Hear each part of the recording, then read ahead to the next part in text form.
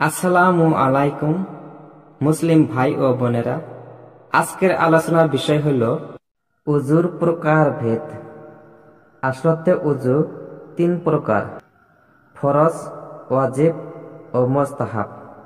ফরজ উজু, নামাজের জন্য উজু করা, যদিও নফল নামাজ হয়, জানাজার নামাজের জন্য, তিলাওয়াতে সিজদার জন্য, কোরআন মাজিদ স্পর্শ করার জন্য।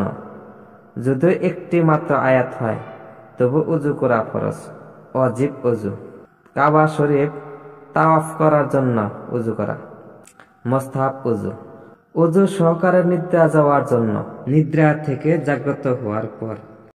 সর্বদা উজু সহকারে থাকার জন্য, উজু থাকা সত্ত্বেও কোনো নেক আমল আদায়ের জন্য পুনর্বার উজু করা। গীবত করার পর, মিথ্যা কথা বলার পর, চগলখুরি করার পর, যে কোনো গুনহার কাজের পর উজু করা। অশ্লীল কবিতা পাঠ করার পর, নামাজের বাইরে সশব্দে খিলখিলিয়ে হাসার পর, মৃত ব্যক্তিকে গোসল দেওয়ার পর, জানাজায় বহন করার পর। উজু থাকা সত্ত্বেও প্রত্যেক নামাজের সময় হলে, জানাবেতের গোসলের পূর্বে, জুনুবির জন্য পানাহার, নিদ্রা ও সহবাসের সময়, ক্রোধের বা রাগের সময়। কুরআন মাজিদ স্পর্শ